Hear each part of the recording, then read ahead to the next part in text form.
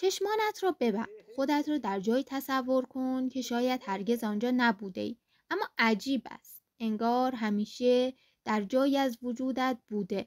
جایی که خانه‌های کوچک رنگی روی تپه‌ها نشستند. بزها، گاوها در دشت مشغول چریدنند.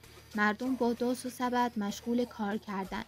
بوی علف تازه در هواست و صدای زنگوله گاوی از دور می آید. این همان دنیایی است که مارک شاگال در یکی از معروفترین آثارش من و دهکده‌ام ساخته است. سال 1911 پاریس. جوانی 24 ساله تازه از روستای کوچک در بلاروس آمده، در قلب پرهیاهوی هنر مدرن اروپا.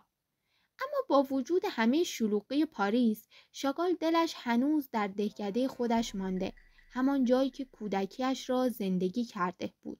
شاگال بوم بزرگی را جلویش گذاشت و تصمیم گرفت همه آن خاطرات، حسها، حتی رویاهایش را در یک جا روی آن بکشد.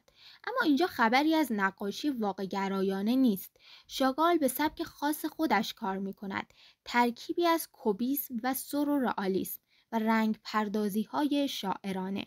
خب یه توضیح کوتاه راجع به کوبیسم و سورئالیسم به کسایی بدم که راجع به این سبک‌ها نمیدونن.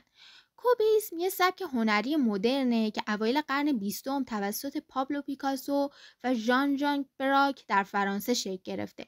ویژگی اصلی تو کوبیسم اشیا، انسان‌ها به شکل‌ها، سطح‌ها، حجم‌ها و زاویه‌های شکسته می‌شوند و از چند زاویه همزمان نمایش داده می‌شوند. هدفش هم نشون دادن ظاهر نبوده، بلکه می‌خواسته جوهر و ساختار موضوع رو همزمان از چند تا دیدگاه نشون بده. سورئالیسم یک جنبش هنری و ادبی است که در اوایل قرن 20 در خصوص دهه 1920 شکل گرفته و هدفش این بوده که مرز بین واقعیت و ناخودآگاه رو از بین ببره و واژه سورئالیسم از فرانسه میاد، یعنی فراواقع‌گرایی یا ماوراء واقعیت.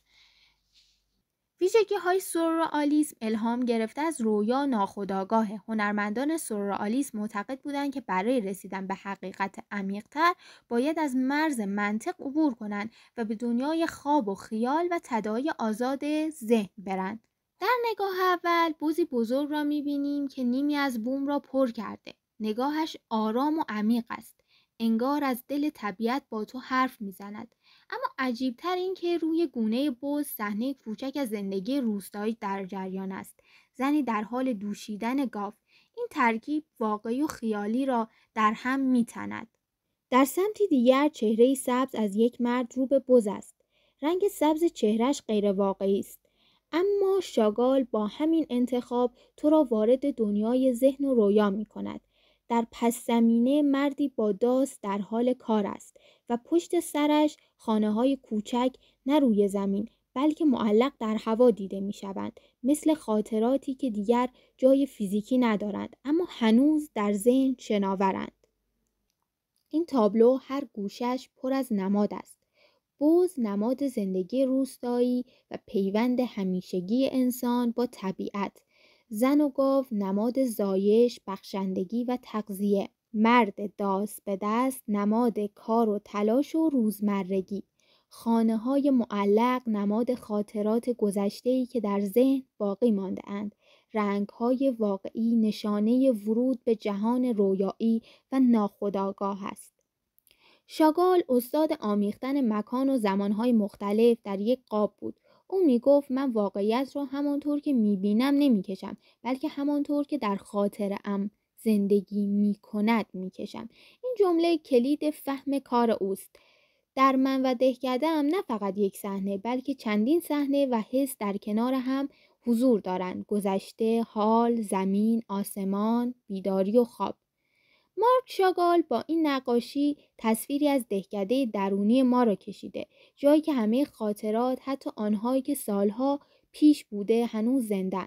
وقتی به این تابلو نگاه می‌کنیم، حس می‌کنیم داریم به جایی برمیگردیم که شاید هرگز آنجا نبودیم، اما عمیقاً برایت آشنا است. شاگال در تمام عمرش با وجود سفرها، مهاجرتها، بارها به سراغ همین فضا برگشت، چون فهمیده بود هر هنرمند، هر انسانی یه زادگاه ذهنی دارد که از آن تغذیه می کند. شاید ما هم اگر کمی مکث کنیم بتوانیم دهکده‌مان را به یاد بیاوریم. بوی نان تازه، صدای خنده کودکان یا حتی نور یک غروب خاص. شاید این پیام اصلی این تابلوست، مرز بین واقعیت و خیال. آنقدرها هم که فکر می‌کنیم محکم نیست. ذهن ما می‌تواند هر چیزی را در یک قالب کنار هم بچیند و آن را واقعی حس کند. این بود از تابلوی نقاشی امروز ما. امیدوارم خوشتون بیاد. موفق و مؤید باشید. خدا نگهدارتون.